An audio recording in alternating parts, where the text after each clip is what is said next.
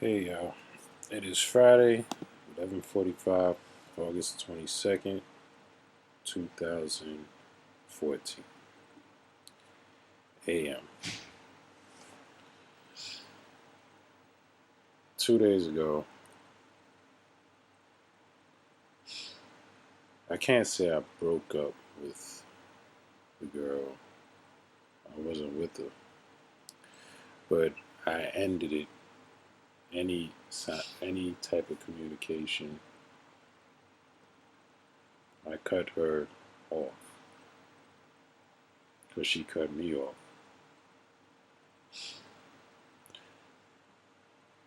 You know, you get tired of doing the same thing over and over, right? You date a person, you look for love, and then you find love, then life happens. And in this instance, there's no understanding. It's one sided. It's a lot of lies, a lot of withholding information, a lot of secrets. And I'm going to say something to y'all. Nothing's wrong with being an introvert. I'm also an introvert. There's something wrong with taking advantage of power. There's something wrong with being scared to speak up.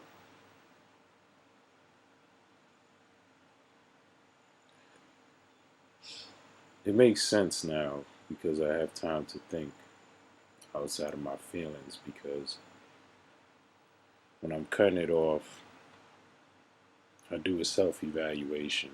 I become weak and I become angry first thing. And my process is pretty quick though. It's not going to last very long because I feel like it's not going to last very long.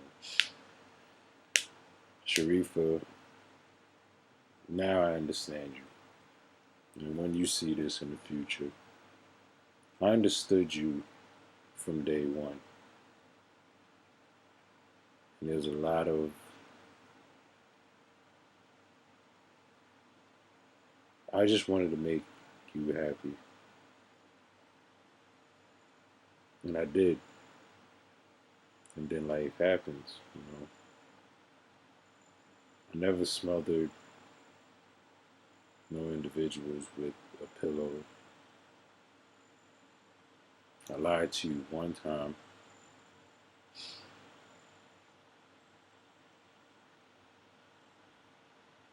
And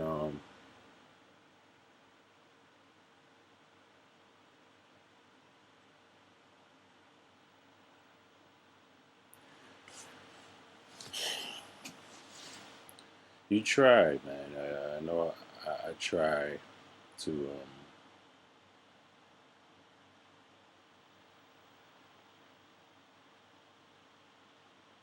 be the bigger person. You know, I fell short. I called you a liar, which you are. You lied. Everybody lies. I should have never said sniveling snake. That was hurt. But God did place me out your life so you can learn. You know, it makes sense now. The woman that I'm going to be with, if it's Sharif, she's not going to have the fears that Sharifa have today. Sharifa has way too much fears.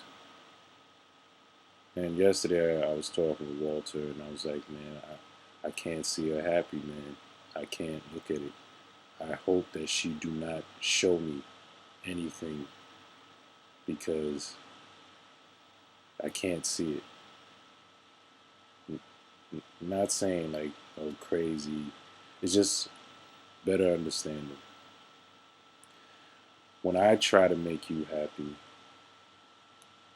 and I did make you happy, and then you allowed your fears and you allowed outside people to judge my character, you allowed my past to dictate my character of today, and your fears of your past, and you assume that you can read the future because you only understand what's familiar to you.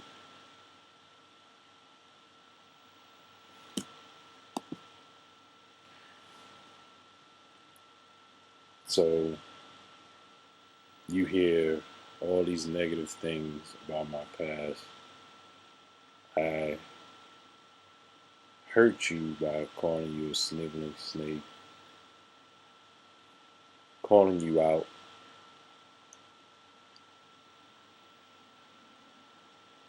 You did lie a lot. Was it intentional? Your understanding, no. My understanding, yes. Because with you, as long as you're protected, it makes sense to you. But you're not realizing that you're sharing a world because of what happened in your past. All this time I thought it was your boyfriend. It wasn't.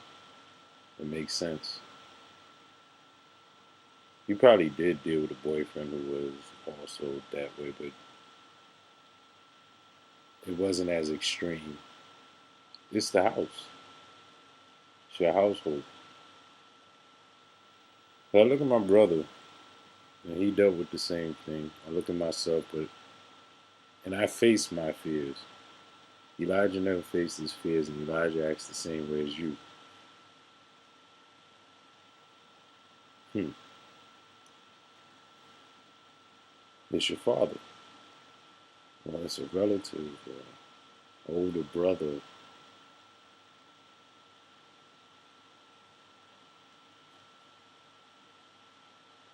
I understand that.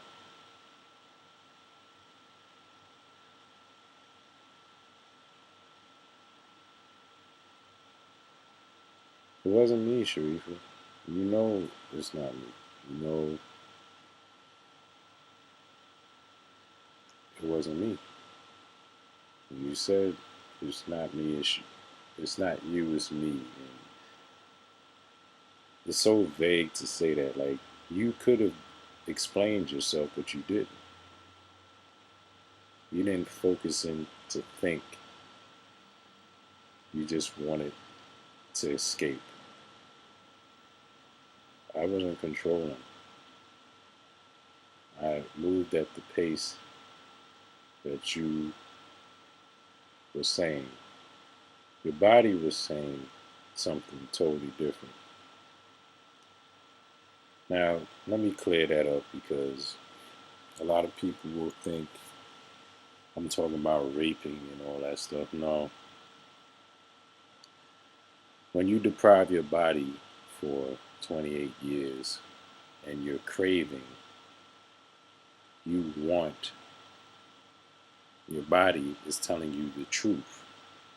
Now, in the Christian faith and in Islamic faith and all different types of faiths who practice marriage before sex, you know, they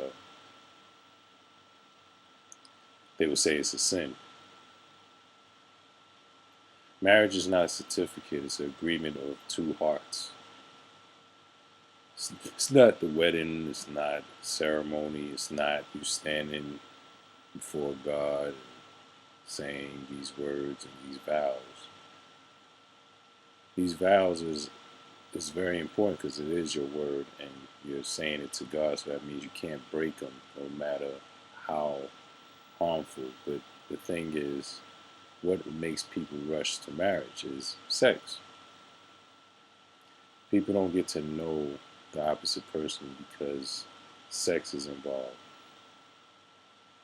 because a person's craving is sexual. So they never really get to meet the person because they're craving. So a person's on their best behavior because the crave of sex. Like her sister just got married, and her sister's husband just got married, and they're saying it's meant to be. And I read um, like the articles, hers and his, and me being a male, I understand his point of view. And I read hers, and hers was very short, and his was very long. And he was explaining like it was so hard that summertime where, you know, I couldn't see her or I couldn't be with her. It was hard. I didn't have a house. She had a house, and he started quoting Bible scriptures, and he sounded like a good guy. Like if I was to ever cross paths with him, we would get along easy. He would actually acknowledge know who I am. Like he as a male he can see. He would know that I'm really who I am. Y'all know I'm really who I am. Y'all been watching this. Whoever's been watching this, y'all know it's real because y'all seen the consistency of character. So, but then I read hers. Like he said, I had to treat her like a queen. I always paid. I always, when I took her out, all I had was a van, and like he stepped it up because he saw her and saw what she was used to. And he was like, "Yo, I gotta be equally yoked," as they would say. It's not true, but so they're married, and they're saying it's meant to be. It's fresh. I'm pretty sure they had their arguments, disagreements, and all, but it's not to the point where it got ugly. She seems very open because she was advocating my character, saying that I'm her temptation. I could read it through Sharifa's actions. Sharifa had a curfew from her younger sister, so she can't stay and talk with me. Who's this guy? She came to the job and acted like she went to see Paul because she did, partly, but it was really to see me. And she saw me and she instantaneously had a negative vibe. And she really thought that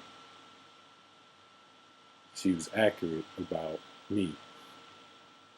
You could do so much better than that. He's a bum. Oh my God, like you're leaving Gene. I mean, I know you don't have the same feelings for Gene as you used to, blah, blah, blah. But Gene is way better. Like, you can do so much better. Why do you keep on doing this to yourself? Why do you keep dating these bums? Or I just want to see you happy. Like, I don't want to see you work so hard and all you're gonna do is be taking care of this guy. He's your employee. Like, you gotta date someone equally yoked. Now, I'm paraphrasing. I'm picturing all this being said. Now, someone may say I'm paranoid. I'm not. I'm accurate. Like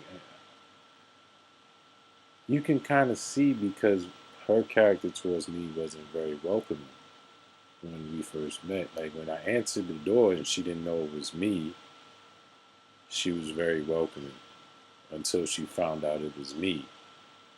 Then it started not to be very welcoming. So it's funny. Of course, you got to protect your sister. You know,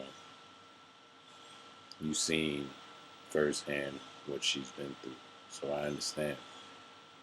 I'm not an abuser, never was. So the fears, being that Sharifa has been abused in her past time, to hear that I smothered an individual and all that, which is not true.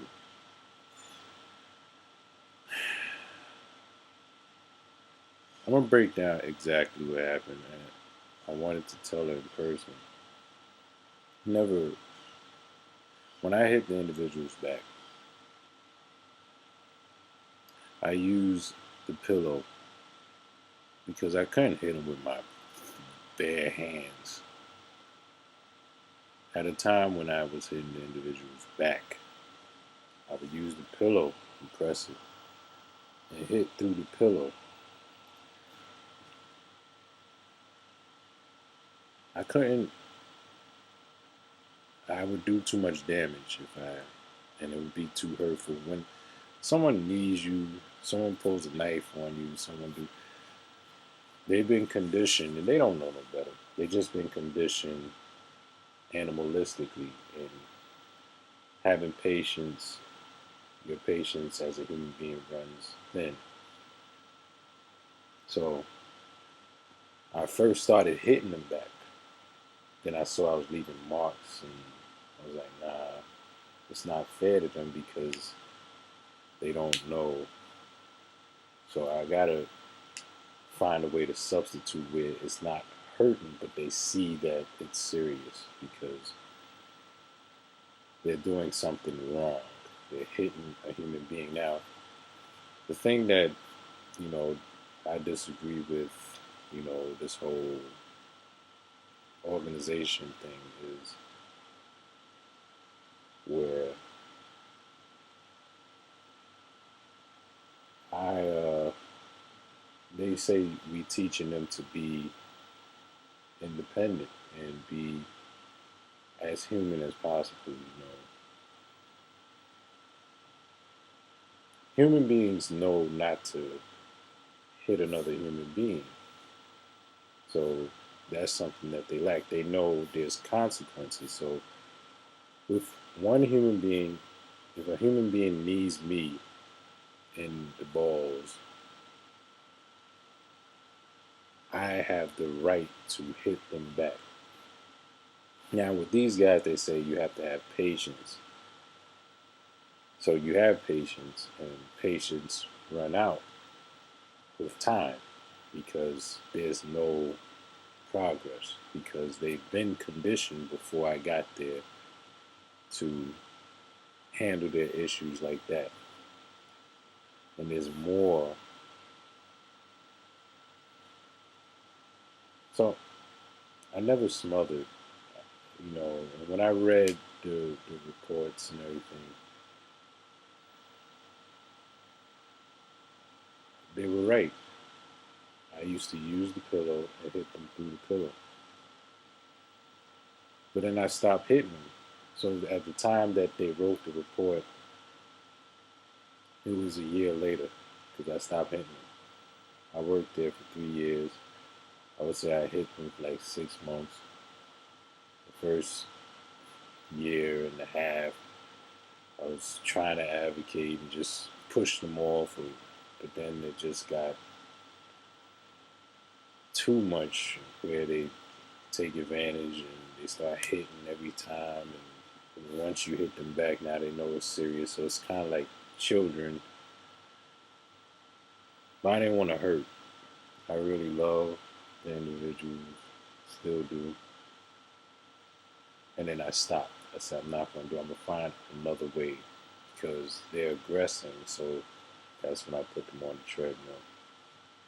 That's when I say, go to your room or this, that, yeah. I would never hit them again because I said I would never do it. Now, pushing them, sure. Or holding them, sure. Holding them down, sure. Holding them down aggressively, sure. But not hit them. I never hit no one off my treadmill. And when I saw that person hit him off the treadmill, I said, you can't do that. That can really hurt them. Like, I understand you hit them and all that stuff back, but nah, you can't do that. Anyway,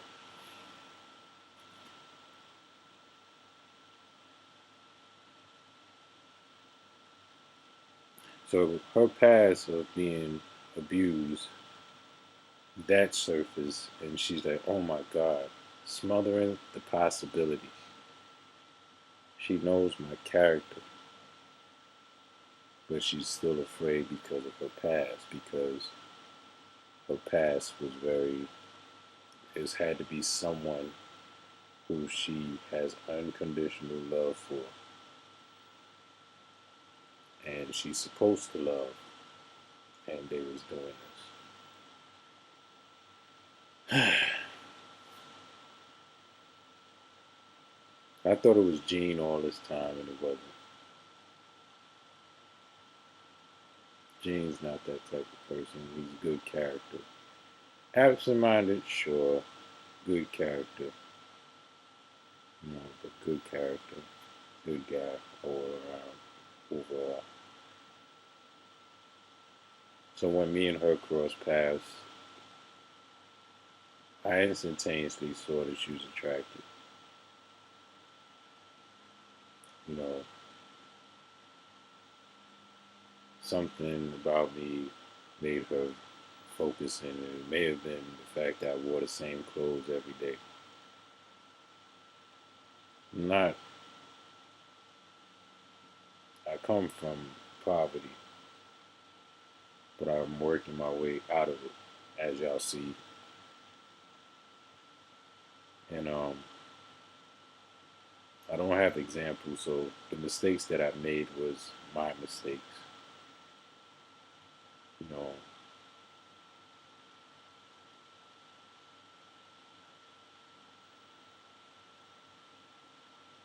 I didn't mean to be aggressive with the way I spoke. I didn't mean to incite fear. You know, I didn't understand that I was doing that. I really didn't understand because my tone, like, I know myself. I'm very passionate, so it sounds like I may want to fight or whatever, but it's just passion. Like, I'm so real with it. Like, I will die for this. Like, so like when I talk to Emil, it'd be like, you're not gonna take that beat from Ron. No, you're not gonna do it. And it was like, yo, but you told me just now. Like, that's another story. But you told me that let the group decide. Let the vote happen. And when I saw how weak my group was, my people was, I said, this is not growth. This is not togetherness. We are moving as a unit. And as a unit, in order for all of us to conquer and for all of us to make this a reality, we all have to have that unmovable spirit from the focus. If anything is stopping or postponing the focus of what we're trying to accomplish, it is not good for us. So, we're speaking about Rob. Knowing Rob's process, y'all know, she don't know. And hopefully when she sees this, she'll see the others, like the ones prior. And she'll see that Rob's character. She'll see the truth. Everybody sees the truth when they look at it.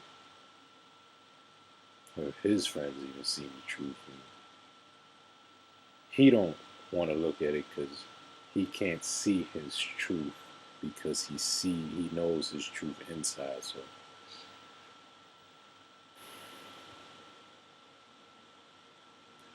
You know, you try to do good deeds by people. You try to forgive.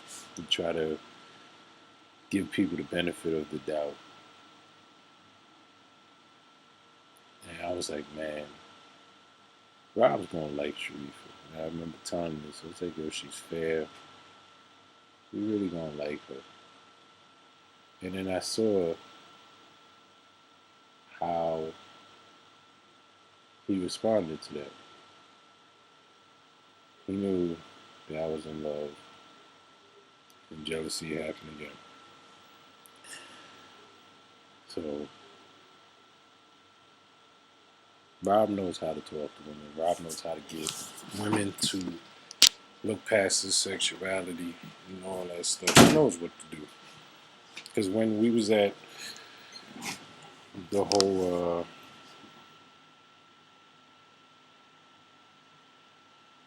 when we was doing our training, there was some women who was judging him, prejudging him, and he made them like him. So I know Rob has the ability to talk to the woman and make them look past his sexuality, make them accept, because he'll just tell the truth. Be like, look, I'm not going to front. Yes, you're right. I'm a gay man, but that doesn't mean I'm not a good person. Rob's a good person. He knows it. But then Rob has his jealousy. You know, when he has his jealousy, he does things. And it happened again. So, but this time, he is very smart because he knows me. And he knows I'm loyal. I tell the truth if you ask me, because nothing will make me hide it.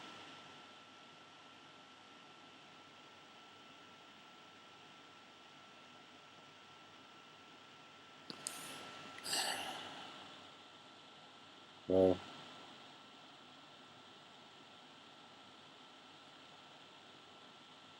we kissed, right? We was kissing, and I could see that it could have went a lot further. I was controlling myself. She was controlling herself.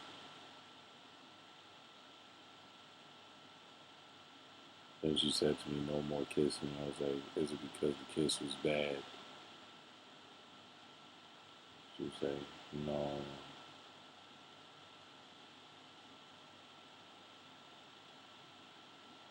And I said, "Well, you kiss better than me." She's like, "Yeah, if you kiss like me, then we will have a problem." So it's cool.